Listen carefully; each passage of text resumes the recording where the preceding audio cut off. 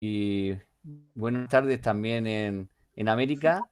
Eh, es un placer tener esta noche a León Arsenal, que es un grandísimo entendido de la historia de los visigodos. Es una historia apasionante que tenemos precisamente que conocer nuestro pasado, conocer todas las etapas de la historia y, por tanto, tenemos que no silenciar ese gran legado que este pueblo emigrante desde el siglo primero, emigrante por Europa desde Gotland, desde el norte de Europa, desde la península de Jutlandia, en su vagar por Europa, a través también de los Balcanes, pues irrumpió en el siglo V en nuestra historia, y hay que precisamente pues rescatar del olvido muchas veces que no se ha hecho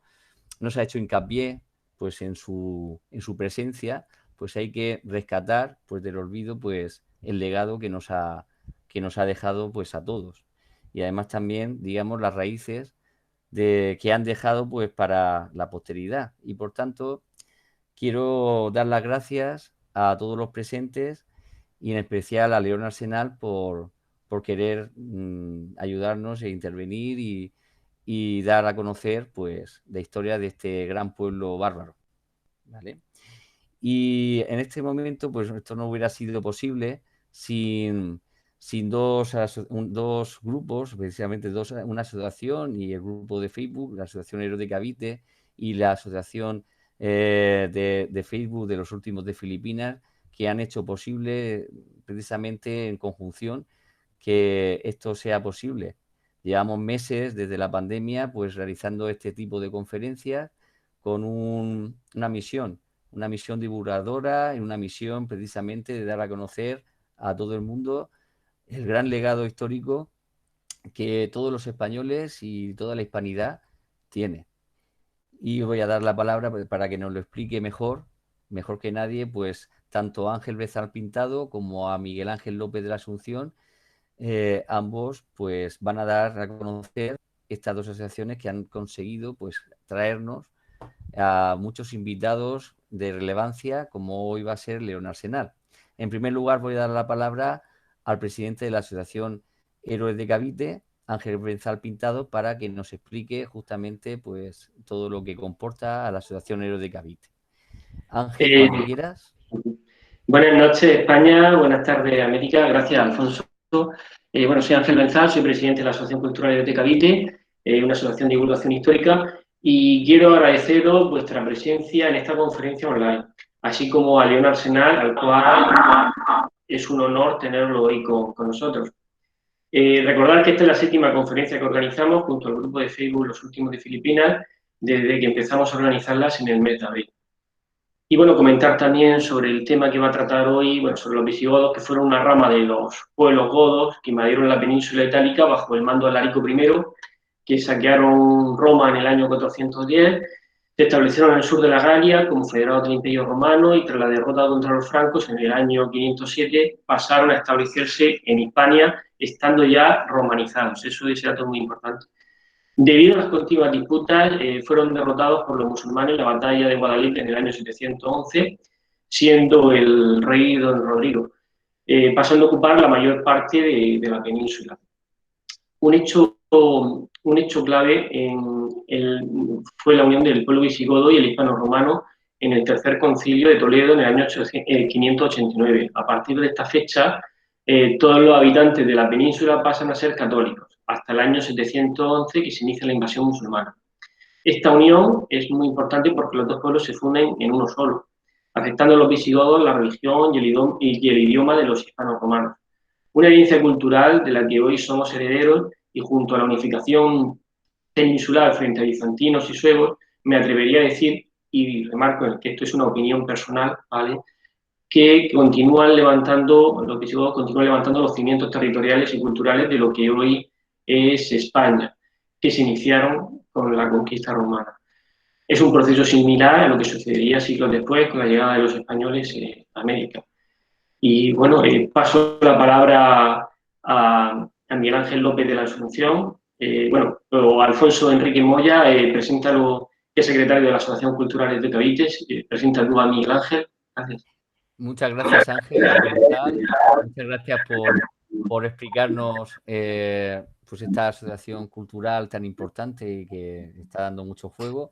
Pero también voy a presentar al grupo de Facebook Último de Filipinas, su presidente Miguel Ángel López de la Asunción, que es una ayuda inestimable, que nos ha ayudado muchísimo y que además pues es un gran entendido, un gran, digamos, está precisamente sabe muchísimo de muchos temas, es licenciado en Filología Inglesa por la Facultad de Filología de la Universidad Complutense de Madrid, donde también cursó estudios de filología románica y obtuvo el certificado de aptitud pedagógica por el Instituto de Ciencias de Educación. Además, es miembro de la Asociación Española de Historia Militar, asesor histórico de la Fundación Blas de Lezo, asesor de la Federación Española de Asociaciones de Historia y miembro de honor de la Asociación de Historia de la Universidad Carlos III de Madrid. En el campo profesional, precisamente es coautor del libro Los Últimos de Filipinas, Mito y Realidad, de Sito de Valer, y de numerosos artículos y revistas de historia militar, de revistas del Ejército, revistas Armas y Cuerpos, Memorial del Cuerpo de Intendencia, Guerra Colonial, o periódicos como La Razón o El Ideal. Ha impartido más de 60 conferencias por toda nuestra geografía, en foros tan significativos como la Cátedra General Castaños de Sevilla, el Instituto de Historia y Cultura Militar de Madrid, los Centros de Historia y Cultura Militar de Baleares, Ceuta y Pirenaico de Barcelona, Mando de Adiestramiento y Doctrina de Granada, General Álava, Universidades Carlos III y Rey Juan Carlos de Madrid, Centro Cultural de los Ejércitos o los Ateneos de Madrid, Santander y Albacete. Asimismo, ha sido comisario de la exposición Los Últimos de Filipinas, La Gesta de Valer, de 1898 a 1899 de Guadalajara, y es fundador del grupo de Facebook Los Últimos de Filipinas, que cuenta con cerca de 6.300 miembros y 12 años de actividad, que es el principal foro en la actualidad de investigación y debate sobre la gesta de Valer y los conocidos como Últimos de Filipinas. Bien, Miguel Ángel, te doy la palabra, todo tuyo. Y lo que más me define que soy tuno y del Atleti, que es Por de lo que más orgulloso estoy en esta vida. Por supuesto. Pues nada, muy, muy agradecido por tu presentación y muy agradecido por seguir pues dando guerra con estas conferencias que comenzamos pues allá por el mes de marzo en plena pandemia y es la 7ª y desde mi grupo pues nada, seguir apoyando en todo lo que podamos a la recién creada asociación Héroes de Cavite y bueno, somos 7.777. Hoy hemos alcanzado ese número. Comenzamos una actividad de divulgación y de estudio de la gesta de Valer pues, en redes sociales, en Facebook, hace 12 años. Y bueno, yo empecé con esta locura de los últimos de Filipinas, pues hace ya casi 25. Y os prometo que cada día aprendo cosas nuevas sobre la gesta de Valer y sobre sus protagonistas. Invitaros a todos a formar parte del grupo Los Últimos de Filipinas. Tened cuidado si vais a entrar porque han salido varios grupos con el mismo nombre, únicamente ved o buscad el que tenga 7.777 miembros y estáis todos bienvenidos. Y yo no voy a hablar más porque lo que me muero por escuchar es a nuestro amigo León Arsenal y aprender bastante más de lo que sé del mundo visigodo. Muchas gracias.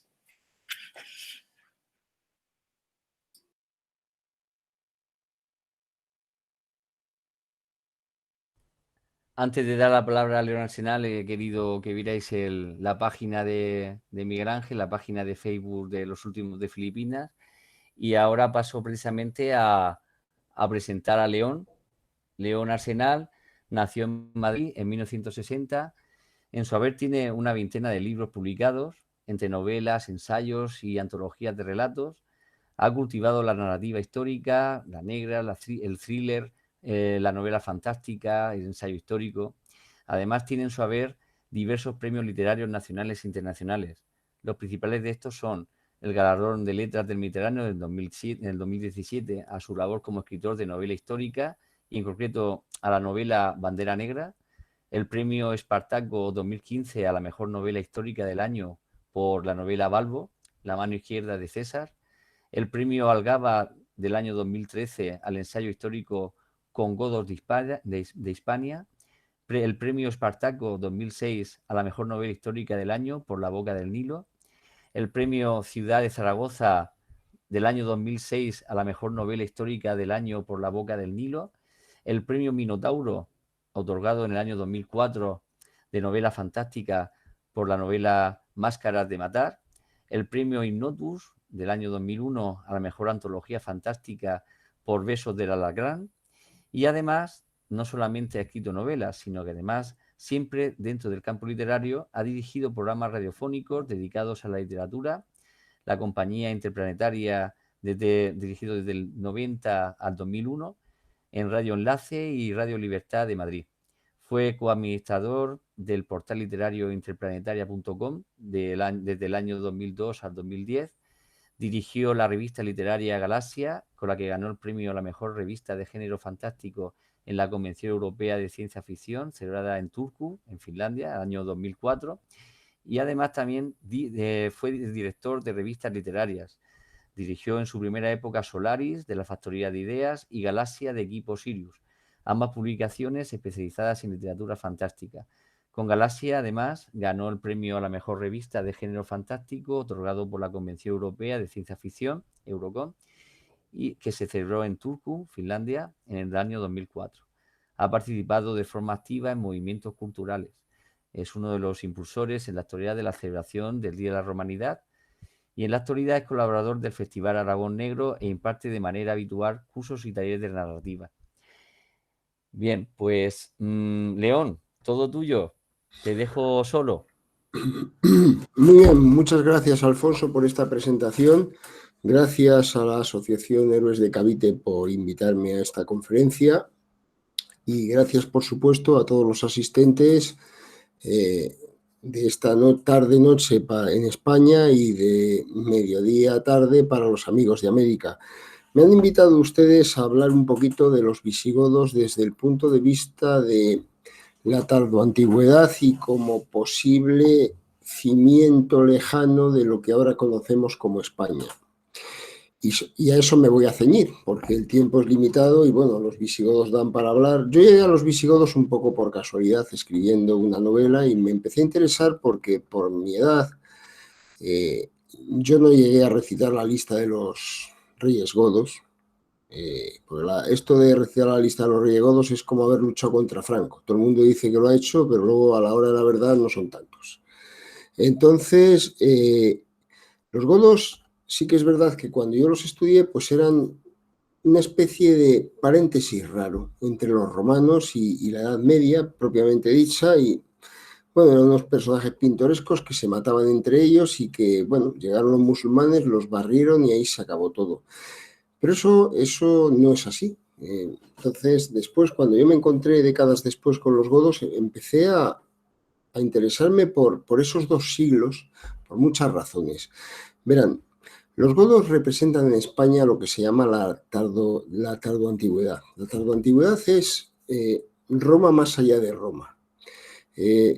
La historia a veces se estudia de manera un poco simplista en la escuela, lo cual no es culpa de nadie, sino que el tiempo es limitado. Entonces, claro, tú tienes las horas que tienes, entonces muchas veces la historia se convierte en una sucesión de fechas, de personajes y de batallas. Y yo, cuando estudiaba historia, pues llegué a la conclusión de que los antiguos eran unos tarados, porque claro, ¿para qué se mataban tanto? Yo estudiaba la guerra de secesión y decía, bueno, de la guerra de sucesión, perdón, y decía, bueno, ¿y por qué la mitad de los españoles se pusieron del lado de un aspirante austríaco y la otra mitad se pusieron del lado de un aspirante francés y se mataron entre ellos? Bueno, es que las cosas no eran exactamente así. Entonces, esa simplicidad de la historia que nos vemos obligados a estudiar por falta de tiempo, en los godos ha sido catastrófica. A ver, los godos llegan a España no como bárbaros invasores. Los visigodos son un pueblo en sí mismo muy digno de estudio, porque nadie ha oído hablar de los visigodos, nadie oyó hablar de los visigodos, nadie dio fe de ellos hasta que aparecen al sur del Danubio. y por lo que estamos sabiendo, los visigodos son un pueblo que se constituye al sur del Danubio y su propia estructura social, cualquier antropólogo lo ve y lo tiene clarísimo, su propia estructura social es propia de un pueblo guerrero, guerrero al servicio de Roma. No es un pueblo nómada que cruza, sino que son gente que ha cruzado, probablemente muchos de origen godo, porque los pueblos en la antigüedad eran más porosos y más líquidos, como decimos ahora, de lo que tendemos a creer. Los pueblos se creaban y desaparecían, y se disolvían, y se fundían. Nosotros luego, los españoles en América, tuvimos buena prueba de ello. Por hacer un inciso, les diré, porque a mí me gusta mucho la anécdota, que los comanches, por ejemplo, es un pueblo que surgió en el siglo XVIII. Siglo XVIII, los españoles dan fe de que una rama de los xosones se ha dirigido hacia el sur y ha entrado en contacto con los indios pueblos y otros, y los yutes y todos de la zona, y se está creando y se crea un pueblo nuevo. Bueno, pues con los visigodos pasa igual. Los visigodos son una agrupación guerrera que tiene, de hecho, tiene una fórmula un poco asamblearia, tiene el pueblo y los nobles, y además los reyes se eligen entre una familia concreta, que son los baltos. Y este pueblo guerrero está al servicio de Roma hasta que entra en conflicto con Roma y entonces lucha con Roma, pero después vuelve a su servicio. Vamos a decir que Roma, que estaba ya muy mal, usó las tácticas que usan, por ejemplo, nuestros países ahora. Cuando un país, España, por ejemplo, a partir de la crisis, España ha externalizado muchos servicios porque no tiene dinero para prestarlos directamente el Estado. Bueno, pues los romanos, haciendo un paralelismo, también hacían lo mismo. El Estado romano estaba muy mal y entonces externalizó en los visigodos la lucha militar.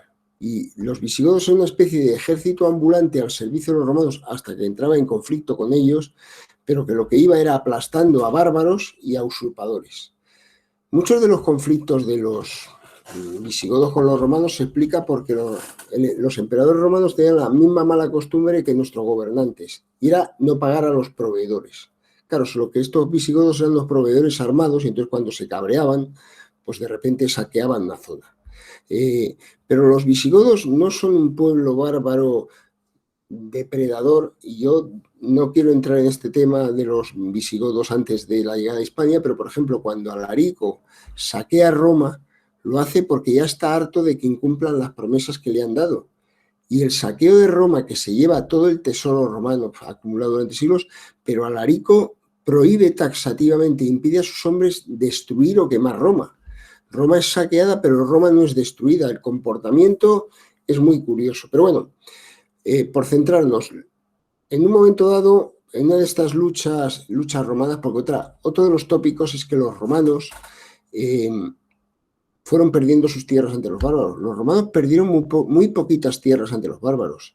Roma fue reduciendo su territorio porque lo que ocurría era que el general de turno, decidido a ser emperador, tomaba las tropas de su provincia y se iba a conquistar Roma. Claro, cuando quedaba desprotegida la Galia, ¡pum!, por ahí entraban los francos. Cuando quedaba desprotegida Britania, pues ahí asaltaban los pictos y los sajones y tal. Pero realmente por conquista, los bárbaros lograron poco. Y Hispania, en una de estas luchas de espadones, podemos decir, tratando de ser emperadores, pues los pasos pirenaicos quedaron desprotegidos porque retiraron las tropas locales y pusieron unos mercenarios a defender los pasos, y lo primero que hicieron esos mercenarios fue dar paso a los bárbaros, unirse todos para saquear parte de Hispania. Y entonces de repente nos encontramos con los, entre comillas, verdaderos bárbaros de la historia, que esos sí son los suevos, los alanos y compañía, y los vándalos. Bueno, entonces los visigodos, como llegan a Hispania, son comisionados en condición de federados para restaurar el orden. Es decir, la historia que nos cuentan muy simplistamente en algunos libros de que entran, vamos a ver, los suevos, los alanos y los vándalos entran en España a saco, saqueando, de hecho. Pero los visigodos entran para restablecer el orden. De hecho, lo hacen con bastante eficacia porque en nada liquidan a los vándalos y a los alanos. Quedan los suevos en el noroeste, pero porque los visigodos están muy concentrados ya en asegurar el sur de la Galia, que es otra zona donde se han asentado.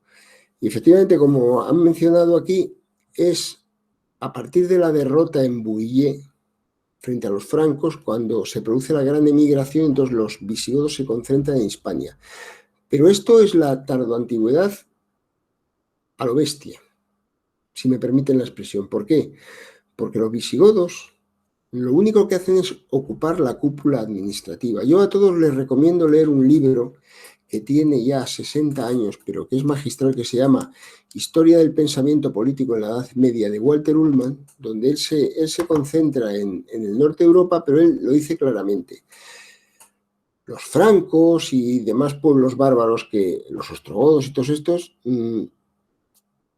claro, para dominar el territorio se encuentran con que no tienen herramientas más allá de la fuerza bruta. Entonces, descubren que lo que pueden usar es la maquinaria administrativa y el corpus legal del derecho romano para controlar el territorio. Bueno, pues en España ese proceso es decir, Roma no desaparece.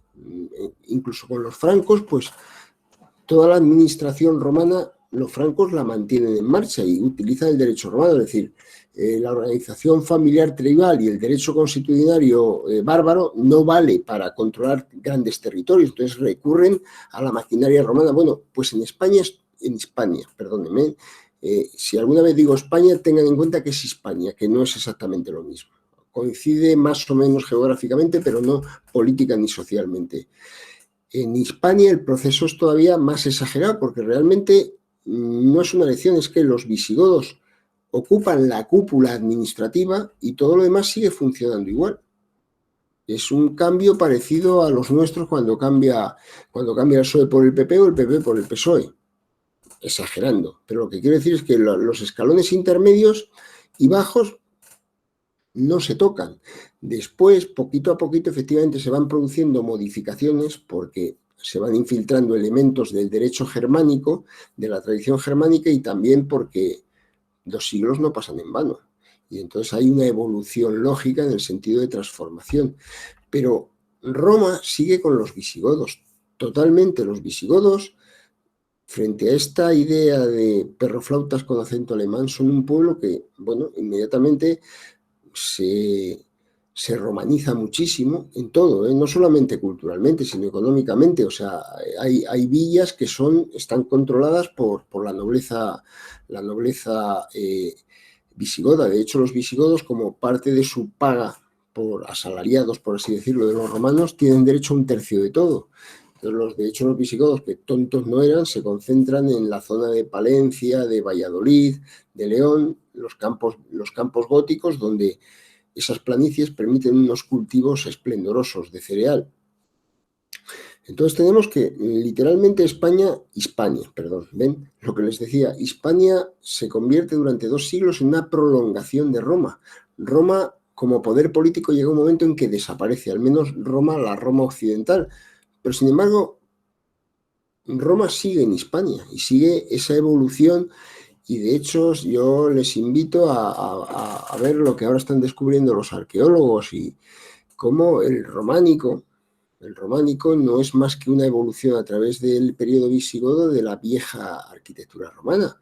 Ahí está Santa María de Melque en Toledo, donde vemos claramente una evolución del antiguo arte romano, de la antigua arquitectura romana, que bueno, ha dado lugar a nuevas construcciones, porque todo es evolutivo en el sentido de transformación. Evolutivo no lo digo ni positivo ni negativo, sino evolutivo en el sentido de transformación. Eso es la antigüedad, y la romanidad permanece 2 siglos en Hispania. Luego se produce en el 711, efectivamente, una de las cosas que tiene el régimen visigótico es que poco a poco va experimentando una decadencia porque se produce una unificación territorial con Leovigildo, completada por sus sucesores, que implica la supresión de territorios que no están controlados por el poder central visigodo, y eso significa territorios tribales, zonas controladas por los bizantinos, aunque eso se tarda en expulsarlos. Y también se da un fenómeno que nos lo explica muy bien Walter Ullmann en su libro, el que he mencionado, que se da de otra forma entre los pueblos del norte, que se produce un cesaropapismo en el sentido amplio de la palabra. Se establece una teocracia, que esos son los concilios. Los concilios reúnen a los obispos, que son el poder espiritual, a la nobleza territorial, a la nobleza palatina, que es el primitivo aparato estatal, y al rey. Y ahí llegan a acuerdos y llegan a consensos. Vamos a decir, por hacer aquellas similitudes, que es una reunión del Politburo. Ahí se reúnen todos los pesos pesados y negocian y deciden políticas y deciden repartos. Pero hemos de interpretar toda esta historia violenta de los visigodos, donde nos parece que eran unos locos que se asesinaban. No. Lo que estamos viendo a lo largo de la historia de los visigodos son golpes de Estado y cambios de régimen. Y hay una decadencia porque cada golpe de Estado, palatino o insurrección, es decir, podemos hablar de un golpe de Estado cuando llegan y derrocan al rey y se acabó. Y bueno, a veces hay insurrecciones territoriales que acaban en guerras civiles que llevan o no llevan al poder al usurpador. Pero claro, esto requiere la ayuda del clero y la nobleza. Y el clero y la nobleza en cada golpe de Estado va desposeyendo a la corona de propiedades, de autoridades y tal. Entonces, cuando se llega ya a comienzos del siglo VIII, es que la corona no tiene nada. Es decir, en tiempos de Wamba, que es solo unos años antes, había una flota visigoda que paró un primer intento de invasión musulmana. Cuando llegamos a la época de don Roderico, ya no hay flota. Es más, en ese momento hay una guerra civil brutal entre los partidarios de Agilas II, que están al norte del Ebro, y los partidarios de Rodrigo, nombrado por una asamblea un tanto irregular por una serie de personajes. Entonces hay una guerra civil y los musulmanes llegan, aprovechando esa guerra civil, llegan como aliados. Ya pasó con los bizantinos y pasó con los francos. A los bizantinos se los logró expulsar, pues llegaron como aliados y se quedaron con un buen trozo de Hispania. Los francos llegaron, se conformaron con lo que se les había prometido y se largaron. Pero bueno, la suerte no dura siempre. Llegaron los musulmanes, vieron lo fácil que era conquistar eso y siguieron para adelante. Quiero hacer una apreciación sobre la historia del conde don Julián y tal. Los musulmanes, que es que no está contado en nuestra historia, y a mí me gusta mucho esa cosa. Los musulmanes acababan de conquistar el norte de África, con lo cual es muy posible que ese ejército invasor contase con un montón de romanos de las provincias del norte de África que todavía no se habían islamizado, porque hacía muy poquito que los habían conquistado. Entonces, no pensemos una oleada de tipos con chilaba y turbante, que esos son ropajes de siglos posteriores. Probablemente vamos a encontrar una suma de árabes, de bereberes no romanizados y de muchos personajes romanos de las provincias de Tingitania y Cartago y tal, que llegaron como auxiliares de esos ejércitos. Es que a veces el simplismo nos hace ver las cosas como en Hollywood. Es decir, Roma no era de mármoles blancos, Roma estaba pintada, pero nosotros siempre imaginamos Roma como una ciudad de grandes mármoles. Pensemos la batalla de Guadalete como un conflicto en el que en los dos bandos participaron un montón de poblaciones que todavía eran africano-romanas y hispano-romanas. Y luego, pues, bueno, ese régimen desaparece y a mí me gusta también lo que ocurrió en el sentido de que demuestra hasta qué punto los visigodos eran un pueblo que había mantenido Roma, porque se calcula que aproximadamente la mitad de la población de Hispania murió. Y esto tiene unas concomitancias muy curiosas con la conquista española de México. Ni los musulmanes querían matar a la mitad de los hispanos, cuando los españoles no querían matar a la mitad de los habitantes de Mesoamérica. El problema es que al derrumbarse un estado centralizado, los sistemas de distribución de alimento colapsaron. Y además también los bereberes trajeron, por lo visto, una plaga que estaba azotando el norte de África, que también castigó sobremanera a los hispanos. Pero cuando dicen, no, es que no, bueno, pues los bereberes, ¿quién que conquista quiere matar a los indígenas? Si los indígenas son fuerza de trabajo. La conquista de Hispania fue traumática en el sentido de que no fue una sola batalla. Después de Guadalete hubo una batalla en Écija, Mérida aguantó durante un año abastecido a través del Guadiana y hubo que pactar. Zaragoza resistió hasta el final y en castigo la demolieron. Tarragona sufrió el mismo castigo. O sea, hubo una resistencia enconada, pero desorganizada. Volviendo al ejemplo de Mesoamérica, por no usar la palabra México, que puede llamar también engaño, hubo poderes locales, así como el Gordo de Zempoala pactó con los españoles.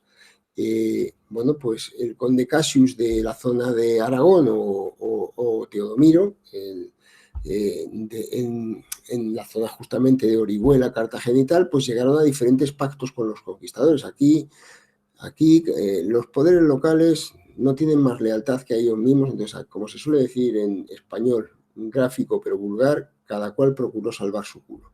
Entonces, esto es lo que pasó. Y es curioso cómo se producen esos procesos homólogos con siglos de diferencia. Y eso nos lleva, porque me he comprometido a durar media horilla, porque lo interesante es la interacción con el público y no estar aquí dando una charla kilométrica como las de antes, nos llega a un tema que se ha vuelto espinoso porque entran cuestiones políticas, y es hasta qué punto podemos encontrar el fundamento último de la España actual en la época de los visigodos. Bueno, este es un tema muy espinoso, porque en matemáticas 2 más 2 son 4, pero en ciencias sociales 2 más 2 pues, dan lugar a una nube de probabilidades. A ver,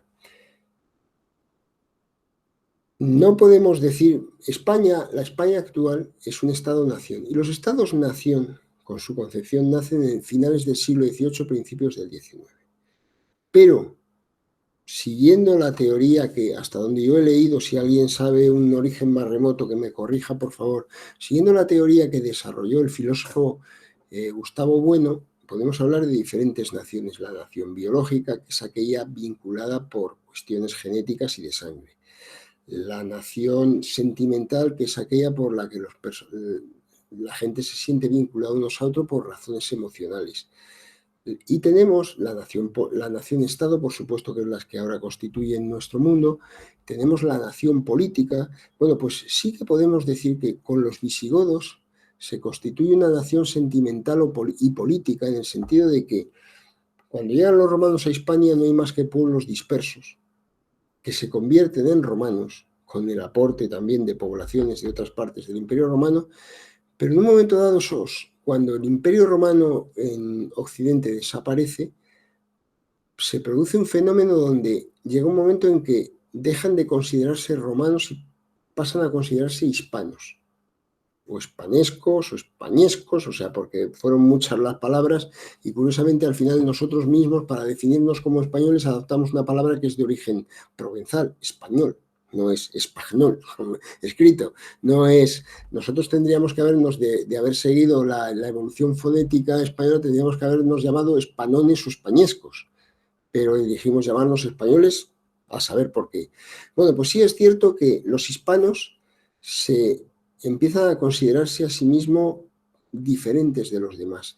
Esa Hispania o España, porque parece ser que desde el siglo III, aunque siguen escribiendo Hispania, dicen España, es parecido a lo que se escribe México, pero se dice México, o al menos lo dicen así en aquella tierra.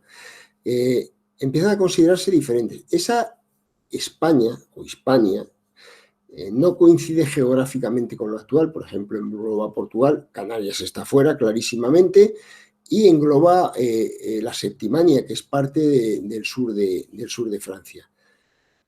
Entonces, ¿qué ocurre después de la conquista musulmana? Bueno, pues que una parte importante de la gente de los campos góticos se refugia en Asturias. Los musulmanes cometieron el error de lanzar lo que ahora llamaríamos una limpieza étnica contra los visigodos de los campos góticos. ¿Por qué? Porque no fue maldad, fue un error muy grave por su parte, pero ellos desconfiaban de esa concentración de la antigua clase dirigente en una zona concreta, que eran los campos góticos, que como he dicho es Palencia, León, Valladolid y tal, la zona de campaña de limpieza étnica, y claro, estos se largan para Asturias. Y ahí van toda clase de refugiados. En Asturias es donde nace una de las resistencias contra la conquista musulmana, encabezada por don Pelayo. Y ahí se le une, y esto es muy importante y está muy olvidado por nuestra historia, más al este está el Ducado de Cantabria y está el Dux Pedro. Ducado, ahora el duque no suena a un señor con chistera y bigotes retorcidos, pero un ducado antes era un territorio militarizado y un dux era un funcionario con amplios poderes, no solo administrativos, sino militares. El Dux Pedro está con tropas en Cantabria, porque los cántabros eran bastante díscolos. Y esos dos núcleos van a ser los que van a formar el reino de Asturias, porque a veces tendemos a confundir la Asturias geográfica actual con la antigua Asturias, no es lo mismo. Poco después, el hijo de don Pelayo, Fabila, se casa con la hija del Dux Pedro. Fabila un día sale de caza y no vuelve. Bueno, dicen que se le comió un oso, pero probablemente sería una nueva versión de esa manía que tenían los visigodos de resolver por las bravas los cambios de líder, que era liquidar al anterior y se acabó. Y el rey se le ha comido un oso, se acabó. Y sube al poder Alfonso. Alfonso es el hijo del Dux Pedro. Tenemos aquí una concentración de personajes visigodos. Tenemos los restos de la administración visigótica encargada por toda la burocracia burocracia dentro de lo que entonces había, del Ducado de Cantabria. Tenemos una vocación ideológica de considerarse continuadores del Reino de Toledo. Entonces, cada uno tiene sus teorías y cada uno puede apoyarlas y tal. Yo no consideraría que el Reino de Toledo se continúa en el Reino de Asturias. El Reino de Toledo explota al choque con los visigodos, con los musulmanes. Pero sí podemos considerar que hay una seriación, que el Reino de Asturias es el descendiente del Reino de Toledo, que hay una continuidad en ese sentido, no simplemente una sucesión, porque no es así, pero tiene muchas características propias, pero todavía conserva muchas características del Reino de Toledo. Y en ese sentido sí que podemos apreciar una secuencia que, curiosamente, ya sabemos todos que el franquismo trató de legitimarse, no sé por qué, tirando de Alarico, el primer rey visigodo que jamás estuvo en Hispania. Pero curiosamente nosotros podemos encontrar una seriación que va de la administración romana al Reino de Toledo, y del Reino de Toledo al Reino de Asturias, y del Reino de Asturias al Reino de León. Y todos no podemos decir que es una continuidad, pero sí podemos decir que unos son descendientes de otros porque incorporan un montón de elementos de los anteriores. Los visigodos mantienen un montón de elementos administrativos, legales, sociales de los últimos, o sea, de la última Roma. El Reino de Asturias, a su vez, mantiene el derecho romano, mantiene muchas estructuras, mantiene muchos vicios políticos, como que los caciques locales, los magnates, de hecho van a derrocar a los reyes y durante un tiempo van a gobernar ellos, que son los reyes holgazanes, que son 3 magnates locales que han derrocado a los reyes. Y a su vez, todo eso va a evolucionar y va a dar lugar al Reino de León. Por eso, más que hablar del Reino de Toledo, el Reino de Asturias y el Reino de León como 3 momentos temporales y geográficos, también podemos considerarlos como 3 momentos políticos.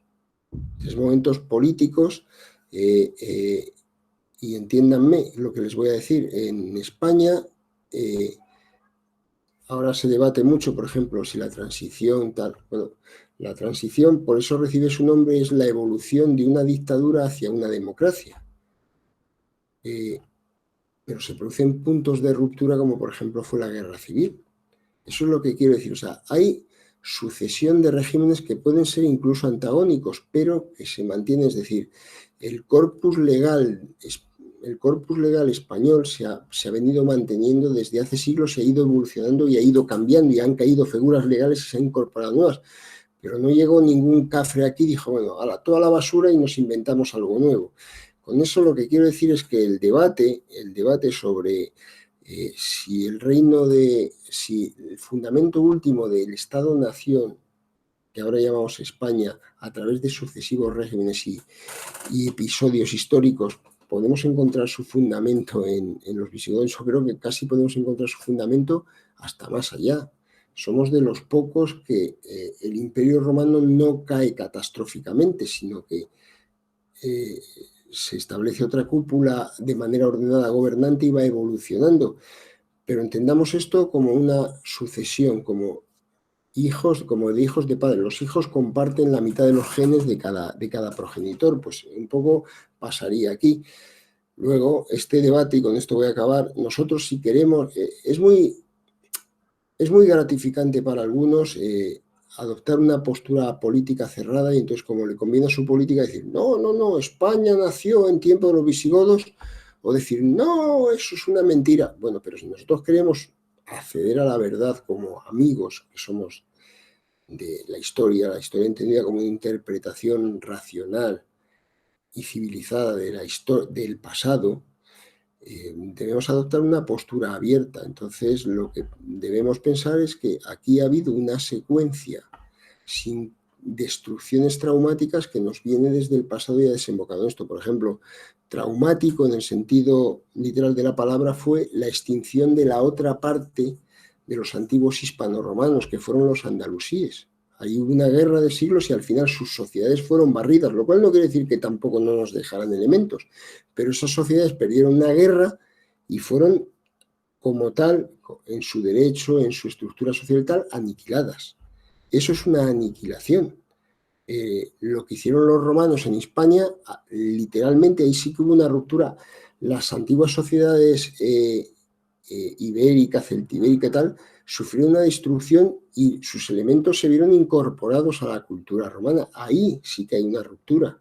Lo que quiero decir es que aquí hay una evolución, una transformación, pero es mi opinión. Luego cada uno puede poner sus opiniones sobre la mesa y además todo puede ser matizado porque insisto en que en ciencias sociales o en disciplinas sociales, al revés que en matemáticas, las cosas nunca son blanco y negro, pero aquí hay una transformación. Y con eso, que era la segunda parte de esta conferencia, porque la primera era la pervivencia de la romanidad con los visigodos y la segunda, los posibles orígenes remotos de España, quiero concluir porque más o menos me he ceñido a la media hora, pues han sido 35 minutos, con lo cual me lo pueden disculpar y podemos abrir un turno de palabra en el que, por supuesto, estoy a su disposición para cualquier consulta, duda o para debatir lo que he expuesto, porque ya les he dicho que en la interpretación del pasado casi todo es debatible.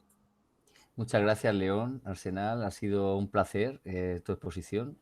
De verdad que hemos disfrutado como amantes de la historia y de verdad que ahora lo que viene ahora es esa parte dinámica, como tú dices, esa parte en la cual el público va a intervenir. Y en primer lugar voy a dar la palabra a Diego de la Guardia, que presenta su grupo de WhatsApp de hispanistas y también tiene el grupo también de Facebook. Y que quiero darle la palabra pues para ver qué ha parecido allá en las Américas. Diego, tu turno, abre el micro y danos tu opinión. Pregunta a León Arsenal también algo que te ha parecido. Sí, quería antes que nada decir que estoy en Canarias, que todavía no he llegado a América. No me he subido todavía con Colón, pero que estoy encantado de estar aquí con ustedes y escuchar a León, también la pequeña intervención de Miguel Ángel López de la Asunción, que leo mucho su grupo de los últimos de Filipinas, y hablo mucho yo con filipinos, y su grupo me parece un nexo increíble. Nada, que antes que nada quería decir que la conferencia es muy, muy, muy importante para nosotros los españoles y la gente que nos está escuchando en Hispanoamérica. ¿Por qué?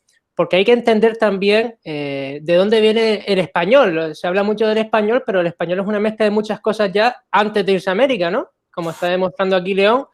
Y también termina esa ideologización del español como una raza única y bárbara para mucha gente de fuera que, bueno, gracias a gente como ustedes, pues se va desmitificando. Quería hacer mi pregunta rápidamente. Aquí hay un señor que está de oyente que se llama Segismundo, y yo llevo con él un debate desde hace tiempo sobre el nombre de la península ibérica, que los mapas realmente y empiezan a llamarla península ibérica, porque siempre se llamó península española o Hispania, empiezan a llamarse península ibérica en el siglo XVIII, con la entrada sobre todo de los Borbones. Quería hacer una pregunta directa a León Arsenal sobre si le parece bien que nos llamemos ahora mismo a nuestro territorio nacional península ibérica, y si no, ¿qué nombre le gustaría que se le apropiase a este territorio? A ver, bueno, gracias por la pregunta. Mira, Iberia es un nombre que viene de los griegos, probablemente.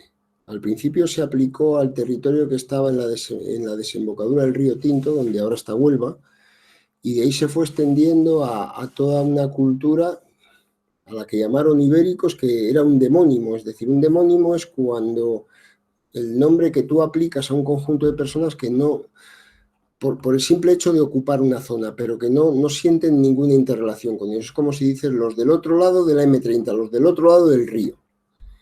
Eso era Iberia.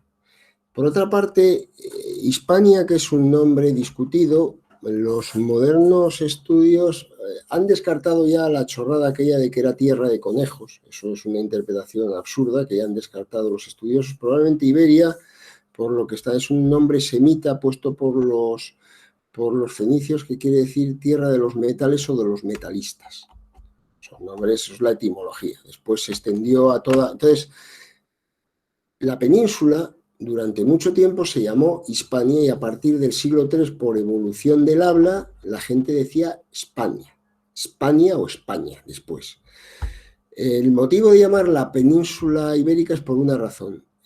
A partir de la unión de los reyes católicos, la unión de los reinos de Aragón, Castilla y Navarra, la unión política, empezó a aplicarse el nombre España, se fue concentrando en un territorio ya no geográfico, sino político, dejando fuera a Portugal. Dejando fuera a Portugal. Es un proceso parecido al que ahora se está viendo con Europa, con la Unión Europea. Empezamos a llamar Europa a los países, a las entidades políticas que conforman la Unión Europea. Entonces, llegó un momento en que los portugueses, los españoles, no ven a los portugueses como españoles, y los portugueses no se ven a sí mismos como españoles, porque ha habido una transferencia del topónimo, de la palabra que se aplica a un territorio, a unas entidades políticas. Y por eso se empieza a aplicar otro nombre, que es península ibérica. Y esto es la evolución. De hecho, los partidarios de la unión entre España y Portugal se llaman iberistas. Es decir, los nombres evolucionan y tampoco pasa nada. Tampoco pasa nada. Yo sé que le tenemos todos mucho cariño al nombre España, pero si algún día llegamos a la tan ansiada unión política con Portugal, habrá que buscar otro nombre. Esto es lo que hay. Si es que los nombres evolucionan, si es que nosotros no, porque no estábamos entonces, pero vuelvo a lo mismo, en el siglo II, los que aquí donde yo estoy me refiero, vivían, se llamaban romanos, y para ellos ser hispano era solamente una consideración geográfica, no política en absoluto. Es como decir, bueno, es que yo soy del barrio, yo soy de Madrid, del barrio de Hortaleza, pero a mí el barrio de Hortaleza no tiene ninguna connotación de comunidad política, tiene una connotación del lugar donde vivo. Entonces, los nombres evolucionan, y también ir en contra de esa evolución del nombre es un error. Las cosas han sido como han sido. De ser la península ibérica y España sinónimos, pasó a considerarse a una unidad política, que era la formada por las antiguas coronas de Navarra, Castilla y Aragón. Esa unidad política se llamó Hispania, y luego se dio lugar a la monarquía universal hispánica famosa y todo esto. Y bueno, pues nosotros mismos dejamos de considerar a los portugueses españoles, y los portugueses dejaron de considerarse españoles, aunque hubo intentos románticos en el 19. Nos consideramos todos ibéricos, entonces no me parece ni bien ni mal. Es que, bueno, la realidad es como un tren, y el que se pone delante de un tren, lo único que consigue es que el tren le pase por delante, así de claro, le pase por encima. Entonces, es una evolución. Le tenemos mucho cariño al nombre, pero las cosas son como son. Bien, León. Voy a darle la palabra a, Lola Gutiérrez, que quiere comentar, como dice en el chat, quiere comentar al ponente sobre esa franja precisamente bizantina, ¿no? Ese intento de Justiniano, ¿no? De Sí. otra vez unir ambas partes del imperio, que fue, digamos, un emperador. Acuérdate, hoy lo he explicado a mis alumnos, un hispano, un hispano Teodosio I, 395. Pues ese intento de unir a las dos mitades, pues generó que hubiese una presencia bizantina en Cartagena, y Lola quiere tomar ese turno. Sí, Adelante, Lola, abre tu micro. Lola. Buenas noches. Buenas noches. ¿Se me oye? Sí. Vale. Buenas noches, León, encantada, y buenas noches a todos. Bueno, yo quería comentarte, bueno, que me comentaras un poquito más, porque la verdad que he estado mirando y he estado tirando de libros de historia y mirando cositas, pero me interesa mucho la vida de una, bueno, llegó a ser visigoda, la reina Teodosia, que era la hija del duque. Me interesa mucho lo que has comentado sobre el duque, ¿no? La palabra duque era el duque Severiano aquí en Cartagena, y ese duque Severiano era el padre de los 4 santos cartageneros. O sea, Teodosia era la mayor, y luego estaba San Leandro, San Fulgencio, Santa Florentina y ¿quién era el otro? San Isidoro, que luego lo han hecho, bueno, lo hicieron patrón de Sevilla. Entonces, luego ya fue madre de Recadero y Leovigildo, creo recordar. Se conoce muy poco sobre, bueno, los echaron a ellos. Fíjate, me ha gustado cuando has dicho que ellos jugaban un poco al interés, ¿no? Cuando ellos conseguían lo que querían, más o menos he logrado entender, pero también me han llamado por teléfono y he tenido que salir, a lo mejor me he perdido algo. Pero sí que es cierto que cuando ellos consiguen una unión y se quedan, porque este hombre era dueño de prácticamente toda una zona muy grande de Cartagena, o bueno, lo regentaba, pues los echaron. Y entonces yo llegué a ello por mediación pues la verdad que hasta hice un relato con ello, fue por casualidad, porque fue en un libro que encontré en una iglesia, porque iba a pedir una partida de bautismo para mi ahijada que hacía la comunión y vive fuera, y bueno, me senté allí y me puse a hojear el libro y venía exactamente esto sobre los santos cartageneros, yo no tenía ni idea de que Teodosia era hija del duque Severiano y que se casa con Leovigildo. Y bueno, pues no tenía ni idea yo de... No, me permites que las vidas de santos, aunque puedan ser muy dramáticas, no son buena fuente de historia. Entonces, en el caso de Recaredo, hijo de Leovigildo, bueno, hay una tradición que dice que su madre podría ser hispano-romana y eso podría haber marcado, pero no hay tampoco pruebas. Entonces, digamos que todas las vidas de santos están trufadas de folclore. Leovigildo siempre fue arriano y no se conoce, hasta donde yo sé, el nombre de la madre de Recaredo, que es su hijo, y no podemos tener pruebas de que fuera hijo de una hispano-romana, esta mujer o cualquier otra. Sí es cierto que ya en la época, y por eso las leyes van a cambiar en breve ahí, las clases altas hispano-romanas y visigodas se están ya mezclando, pese a las prohibiciones legales en contra. Pero bueno, que ya te digo que yo no usaría como fuente de leyendas y como fuente de cuentos interesantes, pero las vidas tradicionales, estos libros de vidas de santos no, digamos que no son una fuente muy fiable. Yo acudiría mejor a otras fuentes. No se te oye. Voy a dar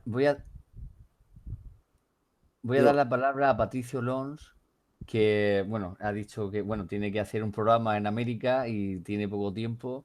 Patricio, ¿tienes alguna cuestión para nuestro invitado? Abre el micrófono. Sí, acordaos de abrir el micrófono, pues si no, la lectura de labios no es muy fuerte. Patricio, abre el micrófono. A lo mejor el administrador le puede abrir el micrófono. Pues, si aquí tenéis... Es Se que nos ha caído, creo. tiene que abrirlo él. Sí, Bueno, pues pues le voy a dar la palabra a Ángel mientras soluciona el problema de internet que tiene, Patricio. sí. Seguro que va a volver. Ángel. Ahí se mira, me ahora. ve. Muy bien, muy bien. Disculpame, como lo estoy haciendo en la pantalla del teléfono, se nota que toqué el botón inadecuado. León, por un lado, agradecerte tu conferencia. Lo origen provenzal de España ha sido para mí una revelación, porque además mi familia es transpirenaica, somos de origen piarnés y por un lado también tenemos sangre española y siempre hemos tenido como una cierta mímesis entre el mundo francés y el español, curiosamente. Así que para mí eso ha sido revelador y ya solo por eso valió la pena escucharte. Pero hay una palabra que usaste y yo no te escuché bien, que cuando te referiste a la historia anterior a la historia, dijiste una palabra que no llegué a escuchártela bien. No sé, bueno, para empezar, una precisión. La palabra España deriva de un antiguo topónimo fenicio. Lo que es provenzal es español. El gentilicio español es escrito espagnol, es provenzal. Nosotros deberíamos, y así se escriben algunos textos, espanones o espanescos, curiosamente, pero por alguna razón adoptamos el español, pues porque se produce, es decir, volviendo a un ejemplo que daba, los comanches significa en otro idioma enemigo, y los comanches lo adoptaron para ellos mismos. Es un proceso que se ha dado, y no tiene nada de raro, porque es que la Provenza siempre tuvo mucha Provenza, que viene del latín provincia, porque fue la primera provincia romana fuera de Italia. No tiene ningún... La relación de la Provenza con España ha sido de siglos, pero además eso es geografía. Antes estudiaba geografía e historia no por nada. Verán, si piensan en el mapa, la Provenza es el paso obligado por tierra, lo que une España e Italia. Y ya los visigodos y los ostrogodos lucharon como fieras para mantener la Baja Provenza controlada. Pero a su vez, no solamente es el paso que une España e Italia, sino que es la salida obligada de Francia al mar. Y ya en tiempos de los visigodos, los francos luchaban a su vez como fieras por conquistarlo porque querían salir al Mediterráneo.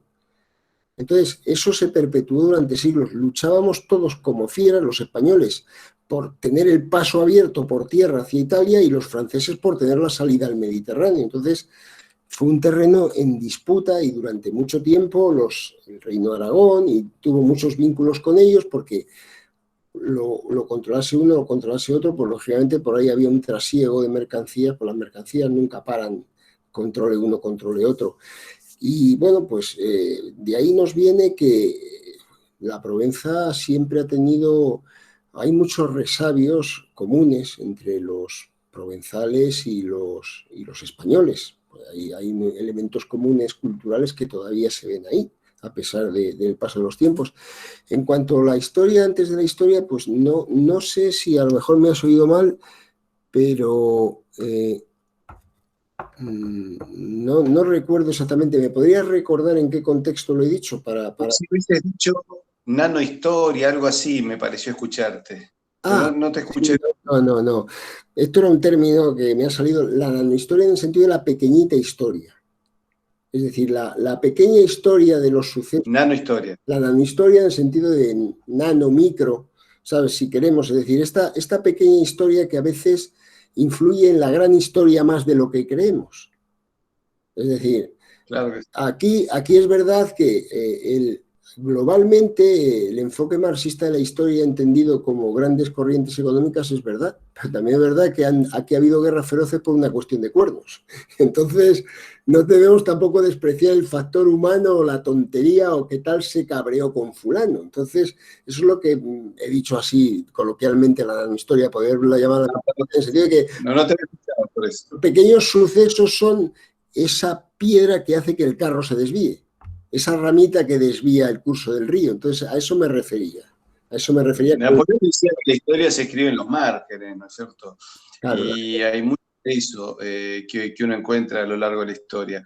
León, yo te agradezco muchísimo la invitación, me ha agradado mucho. Después voy a terminar de ver el video, pero tengo que ir a prepararme porque en 20 minutos yo estoy saliendo al aire con mi equipo, y ha sido para mí un honor participar y escucharte, y un placer además. Un placer, muchas gracias por tu asistencia. Muchas gracias, Saludos Patricio. a todos, muchas gracias. Hasta luego. Voy a dar la palabra a Ángel Benzal Pintado, que tiene una pregunta que hacer a León. Ángel, cuando quieras. Muchas gracias, Alfonso. A ver, la pregunta va enfocada a que hay, digamos, un vacío, ¿no?, de información en lo que pasó durante la conquista visigoda por parte de los musulmanes. Y yo había oído algo de la destrucción de Zaragoza, pero te pones a profundizar, a buscar un artículo en algún periódico y no encuentras nada. Por lo que sea, no encuentras nada. Y ha sido también un descubrimiento lo que has comentado de lo que pasó en la zona de Palencia, en la zona de Castilla. Entonces, pues, me gustaría que, si puede ser, que profundizaras más en ese periodo, porque a lo mejor el que hubiera nobles que llegaran a acuerdos con los visigodos no fue porque quisieran abrazar a los que llegaban o cambiar de religión, es porque si ven el conde Teodomiro, que a lo mejor está un poco más arriba de Zaragoza, ve lo que le ha pasado a Zaragoza, pues a lo mejor no quiere que le pase a él. O sea, no es una cuestión bueno, por cambiar, a ver cómo va, sino que por el miedo, ¿no? El miedo que provoca la destrucción de ciudades o... No sé, a ver, ¿qué opinas? Es el interés. Vamos a ver, mira, aquí hay un error de percepción. Nosotros vemos la historia de siglos pasa por delante de nosotros en pocas páginas o en unos minutos de un documental, pero la historia de verdad pasa día a día, como ocurre ahora. Entonces, pensemos una cosa. Cuando llega la invasión, la conquista musulmana, se han producido... Esto se veía venir de entrada. Parece ser que, de hecho, a la defensa de Cartago, a la gran defensa de Cartago, la Cartago creada por los romanos, los visigodos mandaron tropas, porque ellos eran conscientes de que si en Cartago paraban a los musulmanes, no llegarían a la costa enfrente de Hispania. Vamos a ver, la invasión musulmana llega en un momento catastrófico para el régimen visigodo porque, primero, el poder central está desarbolado, la corona no tiene recursos, no tiene capacidad de convocar tropas. Segundo, se han producido, y eso lo relatan las crónicas musulmanas, se han producido años de hambrunas, y las hambrunas entonces, como en Etiopía, significaban un montón de muertos. Entonces, porque hubo sequías, hubo malas cosechas, tal.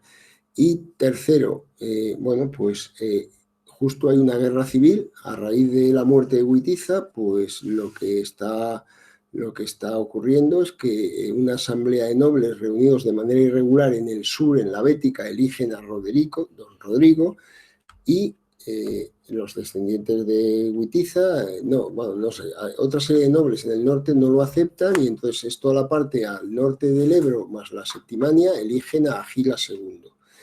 Claro, es la tormenta perfecta. Entonces, los de Agila II optan por una táctica visigoda muy peligrosa, que es pedir ayuda a exteriores, como ya se hizo con los bizantinos y como se hizo con los francos. Y con ese cuento los musulmanes cruzan. Si ya venían con la intención de conquista o venían simplemente a apoyar uno de los contendientes y al ver la debilidad se consideraron fuertes para tomarlo todo, eso ya queda para la especulación. Pero vamos a ver, el Estado visigodo, a la cantidad, volvemos a lo de la conquista de América. Si los aztecas hubieran logrado aglutinar a todas las fuerzas indígenas contra los españoles no habían durado lo que un pastel a la puerta de un colegio. Pero claro, es que al revés, muchos de los indígenas estaban hasta las narices de los aztecas, por razón, y se unieron a los españoles. Bueno, pues aquí lo que pasó fue que parte de los visigodos se unieron a los musulmanes en principio para derrocar o para sustituir a Rodrigo. Pero otra parte, cuando vieron lo que se les venía encima, pues lo que empezaron fue a pactar para salvar el culo, como he dicho antes. Y cada uno pactó a su manera. Teodomiro pactó su neutralidad de forma que le dejasen en paz. Y de hecho fue un territorio independiente unos 70 años. Y después sus descendientes se entroncaron por un proceso también que se dio en América. Sus descendientes se entroncaron con la nobleza, en este caso creo que era siria, es decir, árabes de segunda clase según los árabes, y de forma natural se integraron en el territorio controlado por los musulmanes, que después daría lugar al califato. Cassius, el origen de la dinastía de los Banu Qasi, pues lo que pactó fue pasarse al bando musulmán. Pero, claro, lo que la gente entonces vio fue simplemente un cambio de gobernantes. Los cambios sociales, la islamización a nivel religioso y de cultura, todo eso fue un proceso posterior. En el momento probablemente la gente de a pie no notó gran cambio, notó que había cambiado el que te cobraba los impuestos. Se acabó. Se acabó. O sea, los musulmanes tontos no eran. Lo que tú no puedes llegar es con 18.000 hombres o los que fueran y hacerte con un territorio de 4 millones de habitantes por las bravas, porque te echan al mar en 2 días. Tú cambias y dices, todo sigue igual, y tú sigues en tu puesto y tú sigues y dejas la administración igual, los jueces igual, bueno, pues que todo siga funcionando. Y la gente, la tendencia es, bueno, pues como pasó con la Francia ocupada. En la Francia ocupada la administración siguió funcionando igual.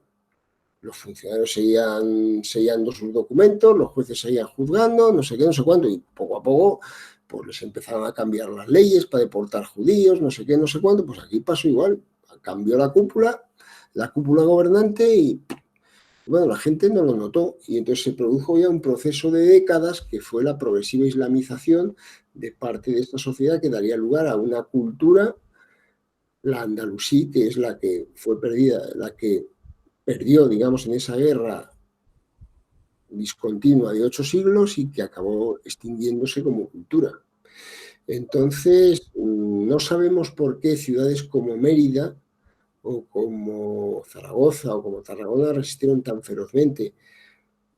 Solo podemos especular. O bien gobernaba alguien que era, o los que estaban ahí eran firmes partidarios del régimen de Rodrigo, o pensaban que tenían que perder, o lo que fuera, pero sin documentación. Hay bastante documentación, pero esta procede de los musulmanes, de los árabes, porque en este caso hay que diferenciar, no todos los musulmanes son árabes, pero los árabes, los cronistas árabes, pues son los que nos dan fe de la conquista. Y claro, ellos como exteriores, como gente que está entrando, registra hechos, pero tampoco es capaz de evaluar circunstancias que ellos mismos no conocen. Simplemente nos dan fe de que ha ocurrido esto, ha ocurrido lo otro, pero lo que aquí sabemos es que si el Estado visigodo hubiera estado articulado, evidentemente la conquista musulmana no se habría producido, es evidente. Pero el Estado visigodo estaba desarticulado por todos lados. Era lo que ahora llamamos, se había ido convirtiendo por su deriva administrativa y se había convertido en lo que ahora conocemos como un Estado fallido. Porque cuando la corona, que es el equivalente al Estado central, no tenía ningún poder para hacer acudir a armas a los condes territoriales, en un proceso, por ejemplo, un hito clave de esta decadencia fue el reino visigodo estaba dividido en territorios, que eran, no sé si eran 70 y tantos o algo así, era el equivalente a lo bestia a nuestras provincias. Y ahí al frente estaba un comes, lo que ahora esa palabra daría lugar a condes. Pero un comes era un funcionario que se nombraba. Los comes, para lógicamente llevar la administración de su territorio, tenían a su disposición una serie de recursos, tierras, etc., ganados, siervos, no sé qué. Estos comes porfiaron, y mediante estos golpes de Estado que fueron apoyando, porfiaron para que ese cargo se hiciera hereditario. Con lo cual no eras un señor, no eras un director general que te ponían, es el equivalente a decir, usted es delegado del gobierno en no sé dónde. Entonces usted como delegado del gobierno pues tiene unos guardias a su servicio, tiene unos funcionarios a su servicio, tiene un coche oficial, tiene un dinero. Pero imagínate que los delegados del gobierno porfiaran porque eso fuera hereditario, es decir, porque su cargo fuera vitalicio y porque cuando se muriera o se jubilase, su hijo fuera delegado del gobierno y por tanto esos recursos fueran suyos de manera natural. Pues esto es lo que pasó con los visigodos. Muchas gracias, León. Voy a darle la palabra a Miguel Ángel, que tiene una pregunta para ti. Sí, adelante. Muchas gracias. Me has preocupado con lo de la pérdida del nombre de España. Yo creo que no se perderá jamás y a la prueba me remito. Ha habido una fusión de dos bancos muy importantes, CaixaBank y Bankia, y se llama CaixaBank. Creo que podemos estar tranquilos en este aspecto. Yo tengo una pregunta que me interesa muchísimo. Yo he leído bastante, me interesa el tema del uso de los perros en la guerra. El perro de guerra por excelencia es el alano, o el origen de los perros de guerra, bueno, de la importancia del perro alano es muy importante. Y luego en la Reconquista se utilizó muchísimo la toma, por ejemplo, de Mallorca, en la toma de Granada, en las Islas Canarias, se utilizó también muchísimo. El origen del perro de guerra lo tenemos en estos pueblos visigodos. ¿Se utilizó dentro de su llegada a la península? Pues desconozco el dato. Sé que alguna vez leí algo sobre el origen del perro alano, pero lo he olvidado, pero no tengo datos al respecto. Pero tú piensa una cosa. Los alanos que entran en Hispania no son la totalidad del pueblo alano, son un contingente de alanos, porque luego encontramos alanos dando vueltas por otros lados. Entonces, el origen de los animales como arma de guerra es muy antiguo. Ahí están los elefantes, ahí está todo. Entonces, bueno, pues desconozco realmente esa circunstancia. Sé que los españoles lo usaron con abundancia en América y que se usó y tal, pero sobre ese dato, yo soy divulgador, entonces no me cuesta nada decir, pues mira, esto no lo sé. O sea, así de claro, entonces lo desconozco. Los alanos también es un pueblo de origen muy discutido. Ellos parece que vienen de la zona del Cáucaso y son desplazados por lo que se llama la guerra de las posiciones. O sea, es cuando se produce, cuando los hunos, tras su derrota, lo que se considera que son los hunos, tras su derrota frente a los chinos, se desplazan al oeste, se produce un efecto dominó donde unos van empujando a otros y se ponen un montón de pueblos en movimiento. Pero yo creo que a los alanos, como a los godos, como tal, y además ahora a las pruebas me remito, ahora están descubriendo tumbas de vikingos donde genéticamente esos vikingos no son vikingos, son irlandeses que se convirtieron en vikingos. Debemos no considerarlos como naciones biológicas. Todos son rubiazos y el que no es rubiazo no, sino como entidades más líquidas donde probablemente tienen gran capacidad de absorción si la gente es capaz de asimilar su cultura. Es decir, son naciones más culturales. Es como nosotros somos una nación política. Un señor puede nacer en Groenlandia o en la Patagonia, pero si viene y acepta el corpus legal y se adapta y tal, y si cumple unos requisitos legales, se convierte en español y es español políticamente. Pues probablemente con los alanos, los godos y compañía, como se vio también con los hunos que absorbieron muchos contingentes germánicos, se daba este proceso. Esta gente, pues tú adoptabas los usos, las costumbres y tal, y tú te convertías en uno de ellos. Probablemente lo racial, el rollo este de lo racial se da mucha importancia a raíz del romanticismo y todas estas teorías del folk y tal, que darían luego lugar al nazismo y tal, pero entre los antiguos, todo esto de la raza biológica tenía bastante menos importancia de lo que luego se daría, por desgracia, en el siglo XIX con resultados tan catastróficos para el mundo. Yo tengo una pregunta, León, humildemente. Sí. Voy a ser muy breve. ¿Se podría considerar los concilios que se realizaban, ¿no? donde participaba precisamente la Iglesia, la nobleza y el rey, como un antecedente de las Cortes? Las primeras Cortes en Europa son en 1188 con Alfonso VII. Pues, ¿qué gente que sabe mucho considera que sí. Más que, es decir, que es algo que está ahí, que ese mecanismo por el cual los poderosos, porque insisto, los concilios eran los obispos, en un momento donde el Papa pintaba nada, el Papa pintaba muy poquito en Occidente. Los obispos, la nobleza palatina, que son los que partían el bacalao para entendernos en la corte, la nobleza territorial, estos comes, los duces, tal, y el propio monarca se juntaban para establecer cuestiones doctrinales, políticas y tal, esto es un método de asamblea de poderosos, no tan diferente de las democracias parlamentarias censitarias que aparecen en Europa y en América a partir del siglo XVIII y XIX, donde al fin y al cabo la democracia censitaria al principio reunía un 1%, y un 1% que eran los dueños del 90%. O sea, no era tan alejado.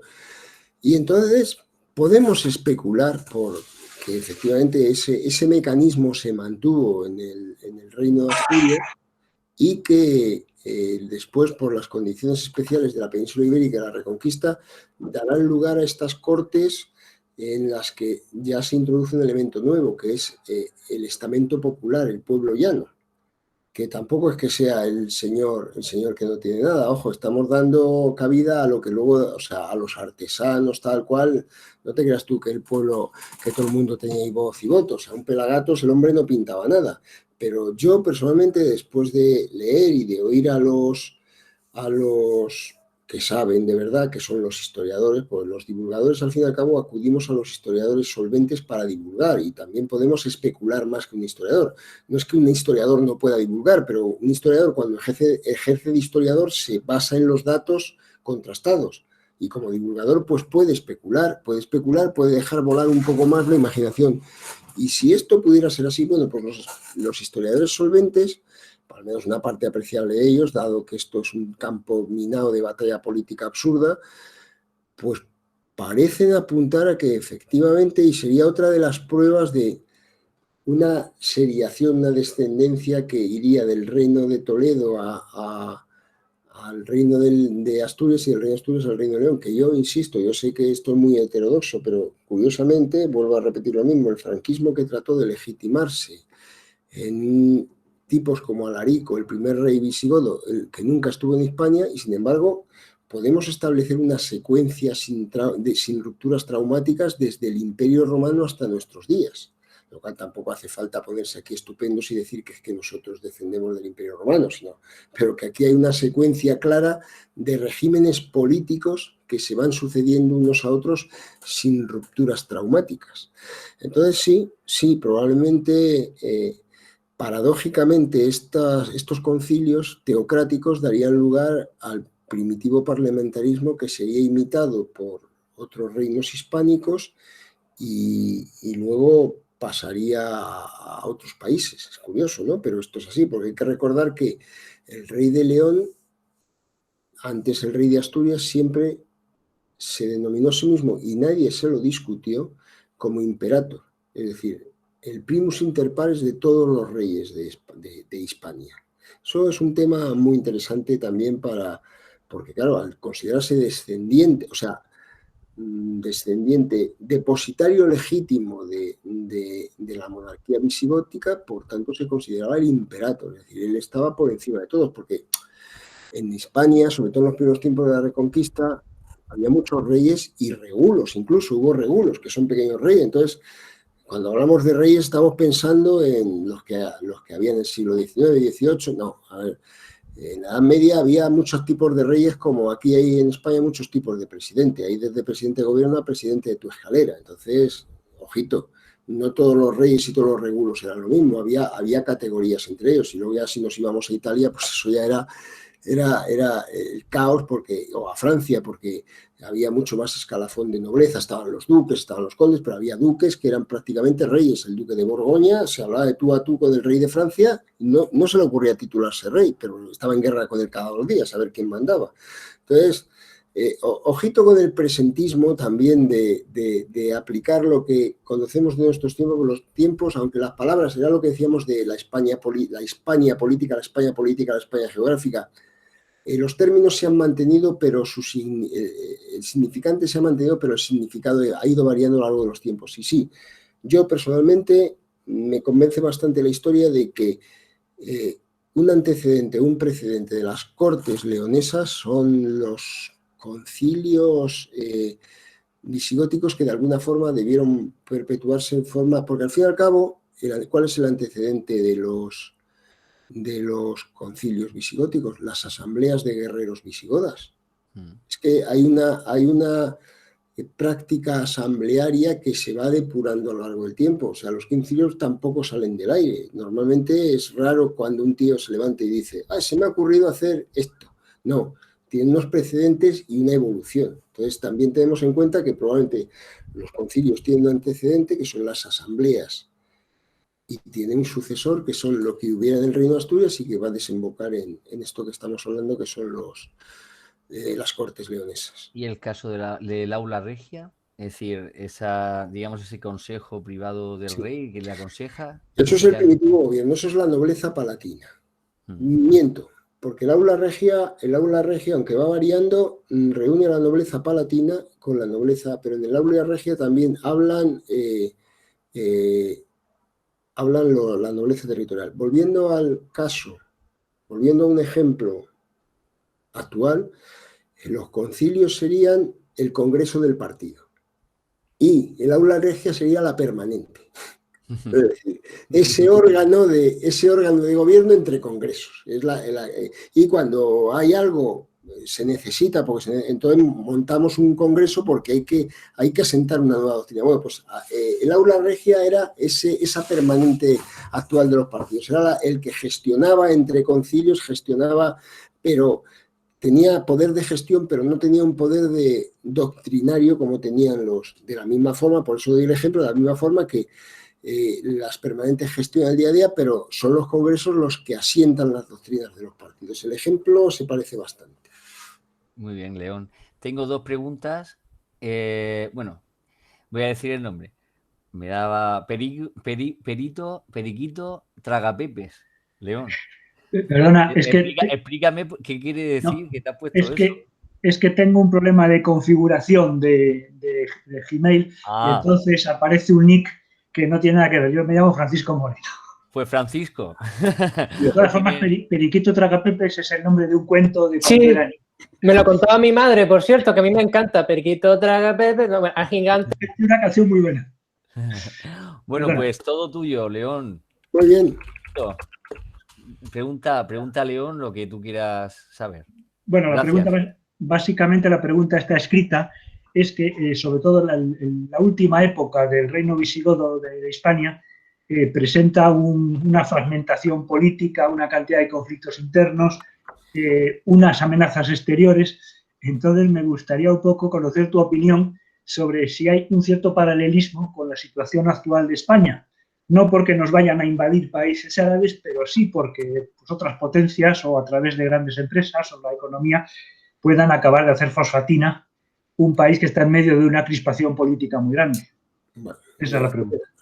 Hacer los paralelismos más allá de la alegoría es peligroso. Digamos que España, la España política, siempre ha vivido en dos tendencias, y una es la centrípeta a unirse, porque somos el fondo de saco de Europa, estamos en un esquinazo, y la centrífuga debido sobre todo a nuestra orografía que hace que todavía no está resuelta, todavía no hemos logrado construir el corredor del Mediterráneo, todavía seguimos como los romanos teniendo para conectar el sur con el norte del Mediterráneo, tenemos que tirar por la meseta porque toda la zona desde Málaga a Elche es intransitable debido a la orografía. Entonces, España vive ahora mismo pues una situación centrífuga, pero eso se ha vivido. Recordemos los reinos de Taifa, es decir, es que en España siempre se ha vivido por nuestras condiciones geopolíticas y culturales. Bueno, nuestras culturas también vienen de que nosotros nos hemos movido por un laberinto. O sea, la gente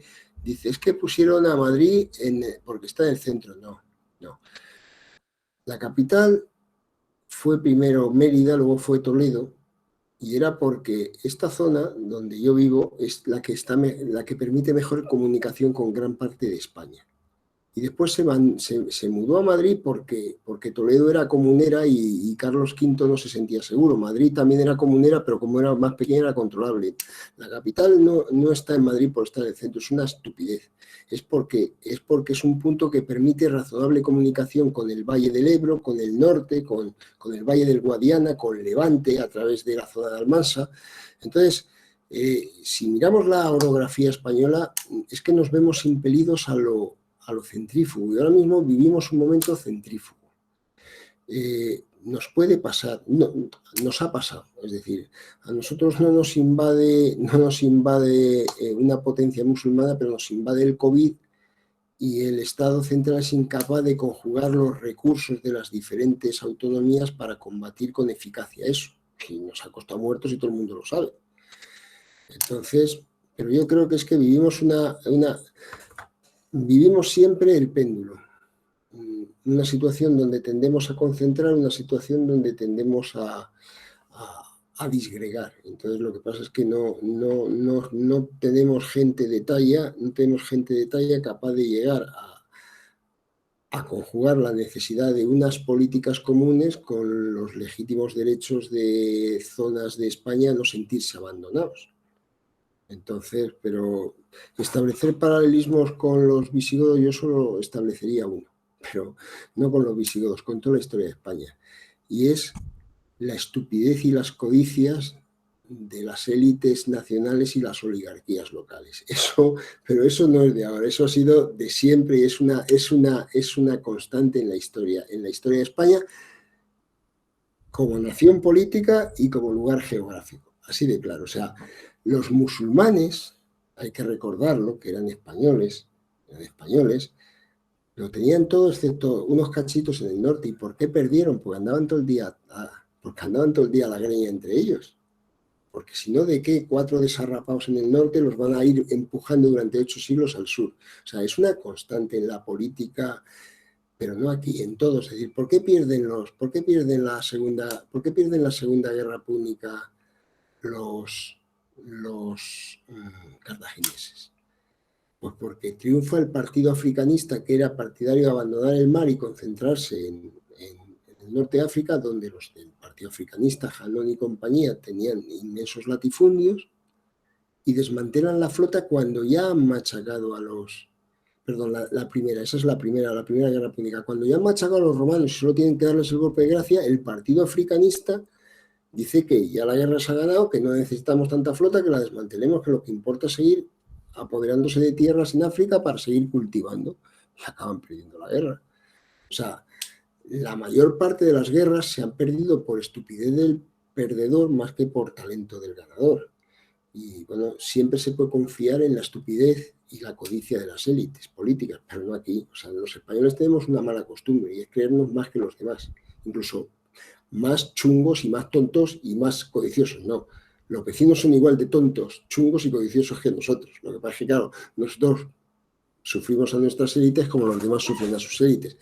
Pero bueno, eso yo sí que diría que una constante es que los visigodos perdieron por codiciosos, por banales y porque lo perdieron todo por matarse entre ellos.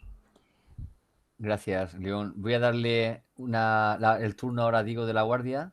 Diego, abre tu micro y todo tuyo. Sí, Diego. Gracias, espero que se me escuche. Quería antes que nada decir que es una vergüenza que no haya dicho gracias a Alfonso y a Ángel. Alfonso Enrique Moya y a Ángel Benzal, que se me pasó, lo estaba pensando luego, que son los artífices de esta conferencia.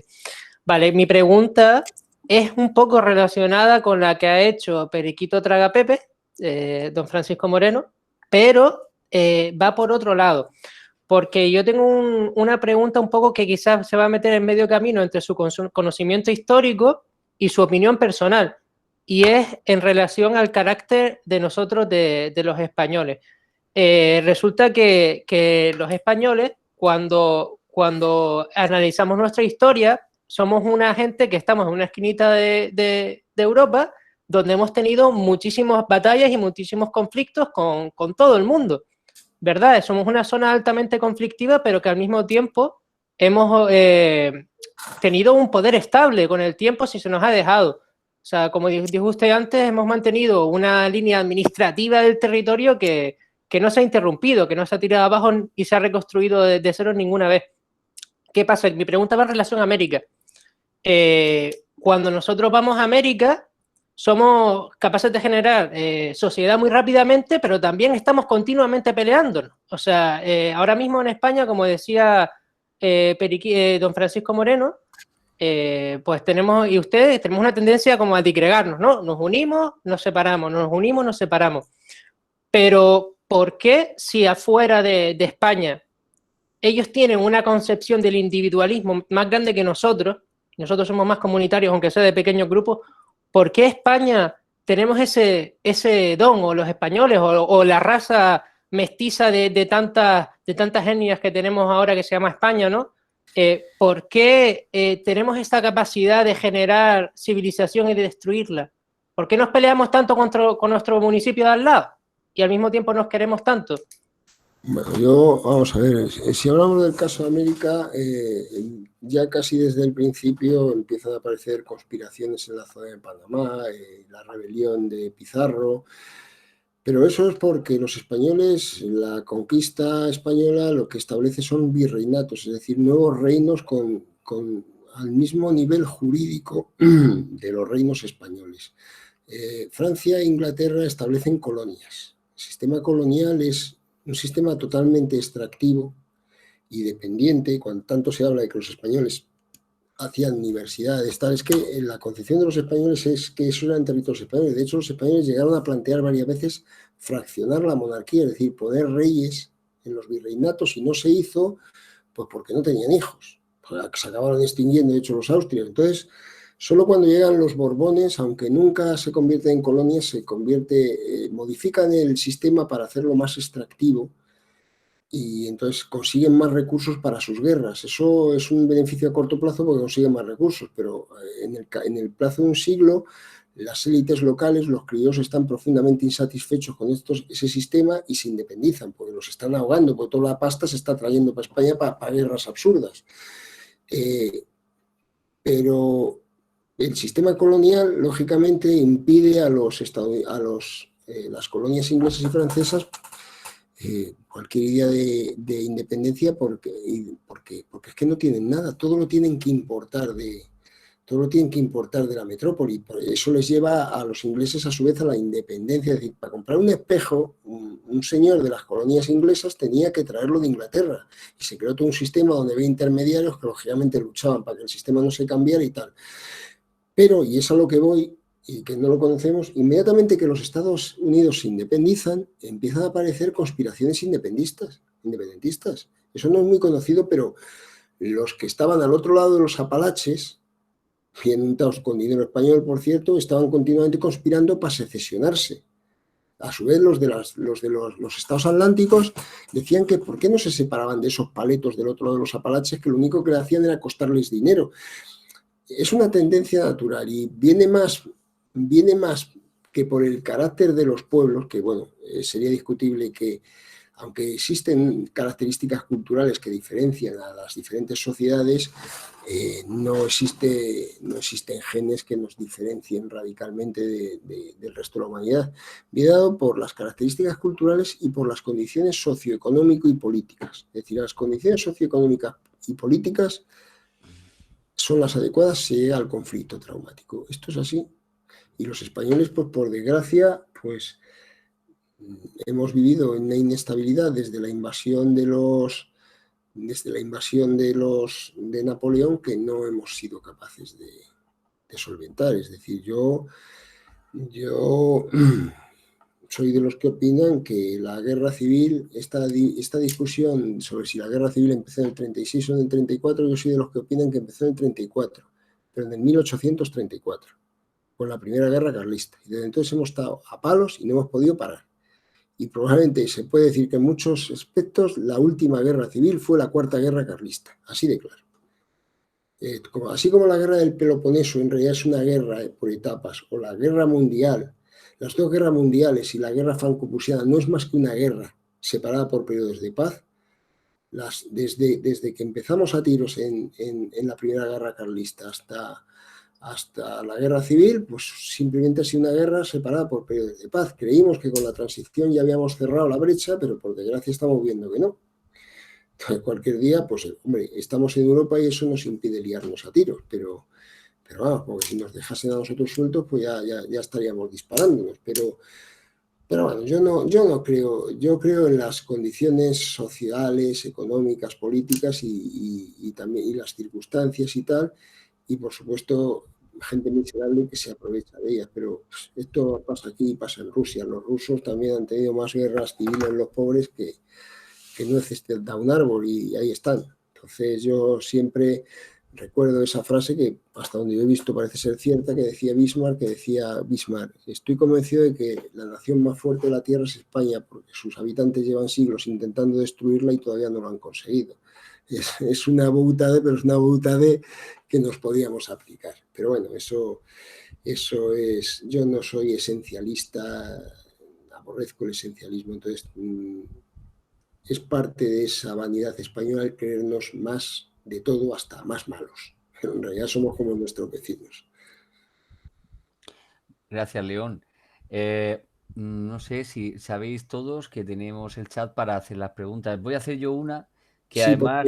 voy a tener que despedirme. Por eso, como última pregunta, y además entroncaría con Lola, que también es escritora como tú, León.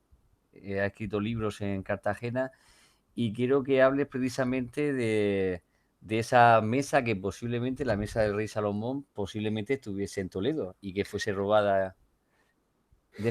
Te dejo a ti, ¿vale? Bueno, mira, la mesa del rey Salomón, hasta donde sabemos, es cierto que los objetos del templo del rey Salomón estaban depositados en el tesoro de Roma. Alarico se lo llevó como parte de lo que no le habían pagado, o al menos eso lo consideraba él. Los romanos consideraron eso un expolio, pero parte de ese tesoro fue enterrado con el propio Alarico, creo que en el río Po, según la leyenda, y parte se convirtió en el tesoro de los visigodos. El tesoro de los visigodos tenía un alto poder simbólico para ellos. Lo mismo que para nosotros hay cosas que tienen un gran poder simbólico, para los visigodos su tesoro era como un depositario de sus esencias. Y parece ser que sí, que ahí estaba la mesa del rey Salomón. Hay cosas que nunca sabemos qué pasó, por ejemplo, qué pasó con la armadura de Alejandro Magno.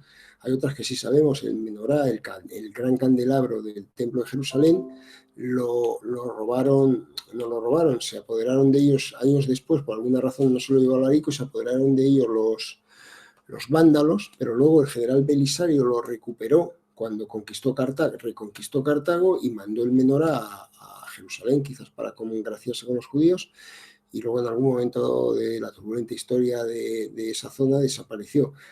La mesa del rey Salomón, hasta donde sabemos, sí estaba depositada en el tesoro de Toledo y cayó en poder de los musulmanes, y parece que fue enviada a Damasco, pero nunca llegó. Entonces, solo podemos especular qué pasó. Es cierto que a Muza y a Tarik, sobre todo, desde luego a Muza seguro, el califa lo mandó liquidar por tener los dedos largos. Por eso lo que hablábamos antes, la corrupción administrativa ya existía, solo que los castigos eran un poco más rápidos y expeditivos y duros que ahora. Entonces, cuando llegó y le dijo que te conquistó España, dijo, ya, pero dame las cuentas. Y cuando ve las cuentas, dijo, al patíbulo, por ladrón. Entonces, solo podemos especular. El gran patriarca de los escritores de novela histórica, los divulgadores, Juan Eslava Galán, tiene libros sobre él donde él pues analiza qué pudo pasar. Yo tengo una novela también fabulando, porque bueno, esto pudo salir por donde pudo salir. No había tantos puertos, pero lo mío es una fabulación. Pero podemos aventurar a hipótesis, pero cualquiera que diga pasó esto es un falsario. Es decir, podemos decir pudo pasar esto, pudo pasar lo otro, pero no sabemos eso. De estas cosas que se pierden y... Mira, en ciencia tenemos que asumir que no lo conocemos todo y que probablemente pasarán siglos antes de que se descubran ciertas cosas. Y tú bien sabes que en historia hay cosas que nunca sabremos porque carecemos de restos arqueológicos, testimonios y documentación. Y a jorobarse, si es que esto es lo que hay. Entonces, todo parece que sí, que esa mesa estaba ahí depositada, que esa mesa entró en poder de los musulmanes, que esa mesa se envió por su alto valor simbólico, porque los musulmanes no dejan de ser uno de los pueblos del libro, como los cristianos o los judíos, se envió siempre me confundo, creo que entonces la capital estaba en Damasco, perdóname si estaba ya en Bagdad, siempre se me van las fechas. Se envió a Damasco y por el camino desapareció. Esto es todo lo que sabemos. Todo lo demás afortunadamente para los escritores como yo, ya podemos empezar a fabular y sacar novelas. Pero más allá de eso, no sabemos. ¿Cómo qué pudo pasar con el Menorá? Pues, como yo digo, lo único que sabemos es que el arca de la Alianza está, como todo el mundo sabe, la consiguió Indiana Jones y está depositada en un almacén en Estados Unidos y no le hacen ni caso. Bueno, hay otra teoría, perdona, León, hay otra teoría, por terminar, pero yo soy muy fan de Indiana. Hay otra teoría que en Aksum, en Etiopía, no en Eritrea, hay una basílica que ahí justamente en los tiempos precisamente cuando hay una reina, bueno, que fue precisamente un hijo de Salomón y de la reina de Saba, que puede ser que hay una tradición en Etiopía que estuviese el arca de allí. Pero hay tantas teorías, León, que ya no sabemos. Y también tenemos, en fin, tenemos astillas de la Cruz de Cristo como para hacer un barco y cosas de estas. Por supuesto, el tema de la religión... Podríamos hablar toda la noche de ello. Pero bueno, si me vais a permitir, yo así que tengo que... Antes de que te vayas, León, quiero que abra todo el mundo los micrófonos y demos un aplauso a nuestro invitado.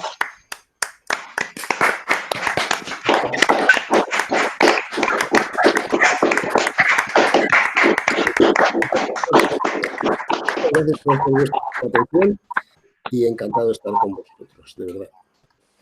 Y nosotros contigo y nada, muchísimas gracias por tu ayuda y por tu conocimiento y por tu humanidad.